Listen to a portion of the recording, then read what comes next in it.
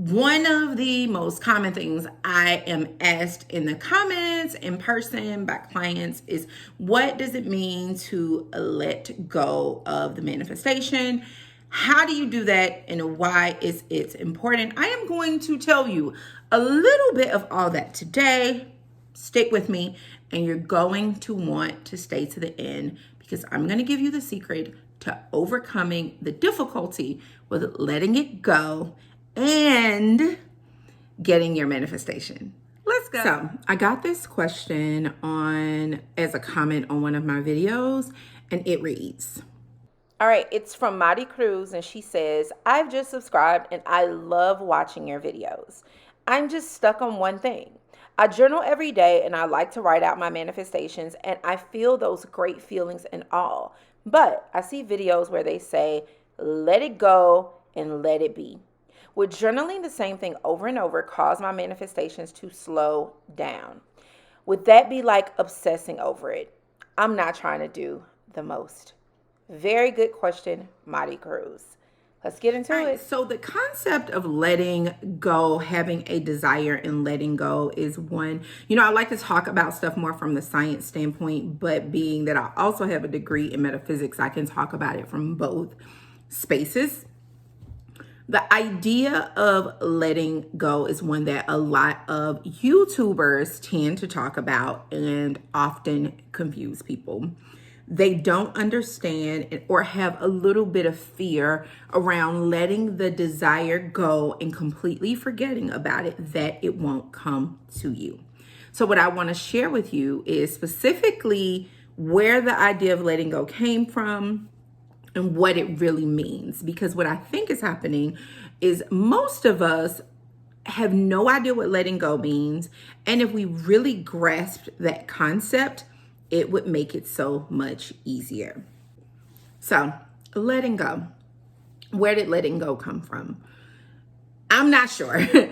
I can tell you that specific portion in those words did not come from biblical text, though there is biblical text that basically says, let go and let God, right? There are many texts that have the conversation around your need already being met. God answered before you called. The door was open before you knocked.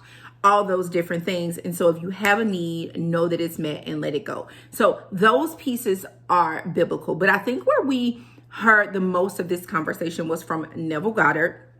Neville Goddard talks often about holding a vision, and once the vision is firmly implanted and deeply seated, then let it go and go on about your life. So what's the problem with this for most people? Well, for most people, the idea of desiring something so much and visioning and wanting it and letting it go just seems counterintuitive and counterproductive. That thought process in itself is why letting go is difficult, because even that thought process, when it comes to manifesting, is faulty. All right. So that's important for you to recognize. That thought process in itself is faulty when it comes to manifesting.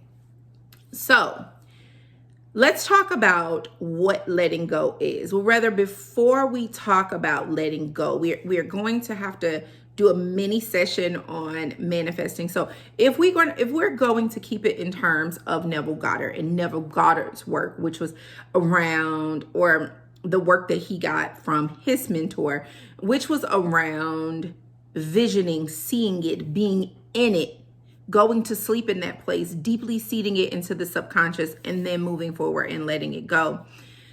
The idea that you can't let it go because you want it so much or desire it so much is problematic, in that if you're still desiring and wanting it, it's not deep-seated. All right, it's all going to tie together. So you really don't need to skip through this video. You really need to stick in it, because all this is going to tie together. It's all going to make sense in the end. So if you have a thing, you no longer desire a thing. I want you to write that down. If I have a thing, I no longer desire that thing.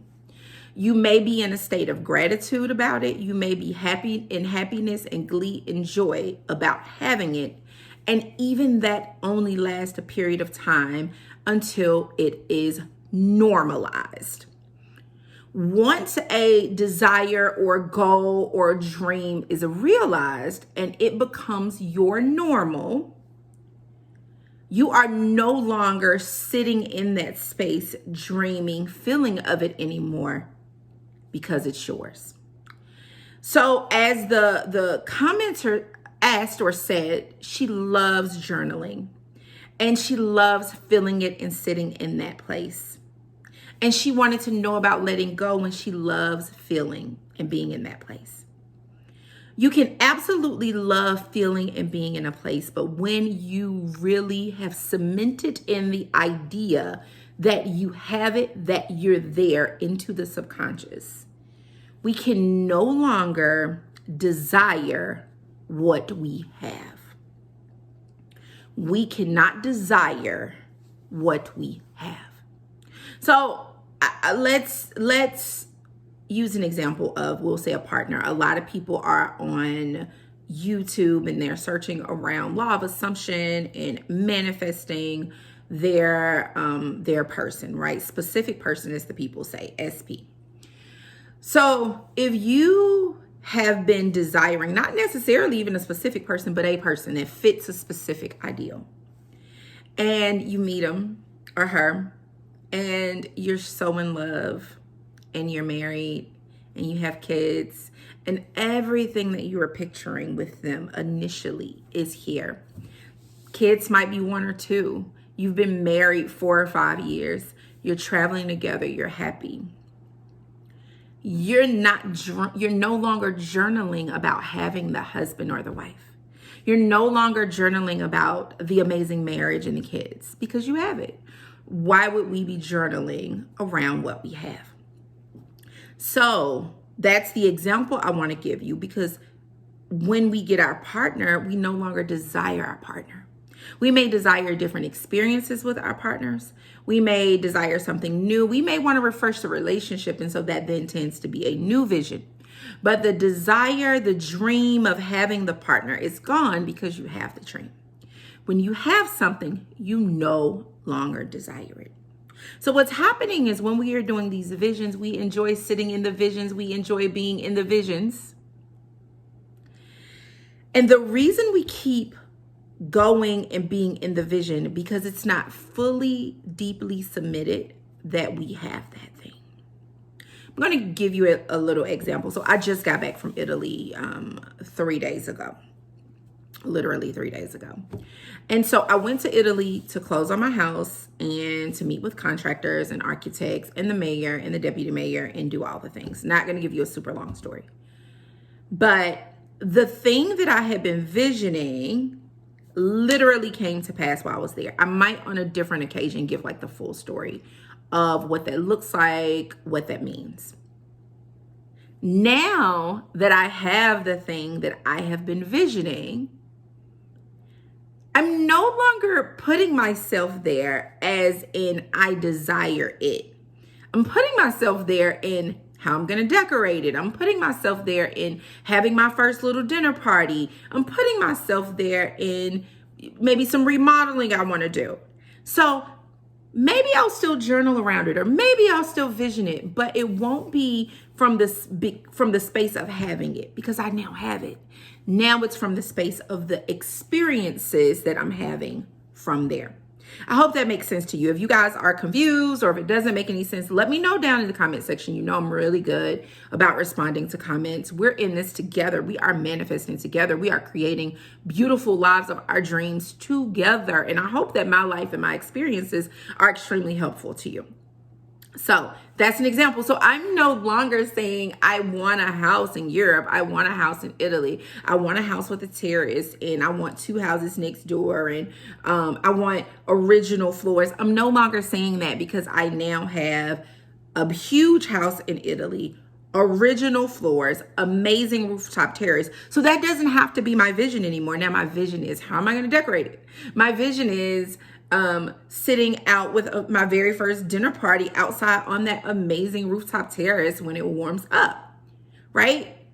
So having your journaling is fine, but if you're still feeling the need to journal from the I don't have it space and not the space of having it, then it's because it's not firmly planted in your subconscious.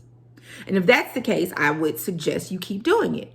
Because when you have a thing, it's just a natural inclination to not journal around it anymore. Why would you journal around something that you already have and keep journaling around the same thing over and over and over again? You have it, it would be bananas. If you wanted a Mercedes and you were journaling around having this dream car, your dream car is, I don't know, whatever type of Mercedes you would want, and you get the Mercedes, you would no longer journal around that. Maybe you would journal about taking an amazing road trip or a scenic drive in your Mercedes. Maybe it's a drop top and you want to do a scenic drive in your drop top. The vision would change. So then what I want to ask you is, if you had the thing that you're desiring, would you be journaling about having it? Or would you be journaling around something else with that thing? Right? So again, suppose it was a house. You wouldn't be journaling around having the dream house. You would be journaling around maybe your first Christmas in the dream house, having amazing sex in front of the fireplace in the dream house, raising kids in the dream house. Does this make sense to you guys?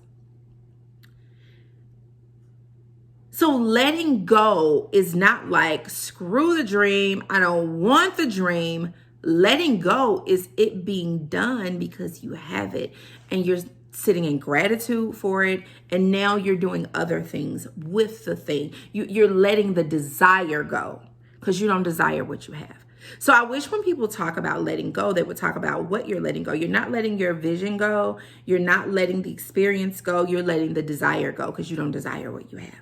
I hope this makes sense to you, right? And if you are struggling with moving from a space of desire, all that means is you're still in a space of lacking it internally. So you just won't have it yet.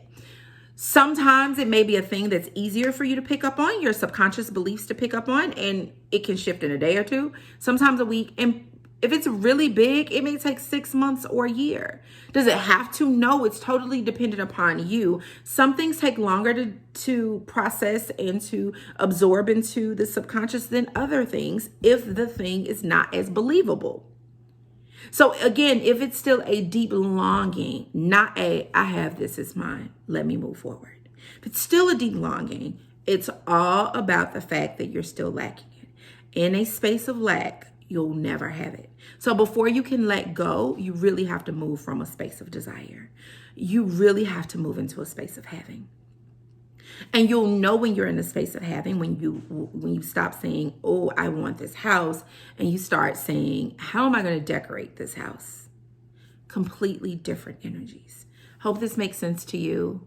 Haven't talked to you guys in a couple of weeks. It was such a pleasure to be back here with you. And now that I'm back stateside, I will be making more videos. You guys go forth, be great. Make sure you subscribe, you like, and you comment. I love to talk back. It's still a very small channel, so I'm able to really talk back and get in there with you. And while I'm able to, for those who don't know, I've been coaching for the last 12 years. I'm probably one of the top coaches price-wise specifically. So to have me here and to have me be able to laser coach you via in the comments or here or in membership programs, it's amazing. So utilize it. Ask your questions. I'm here for you. Bye.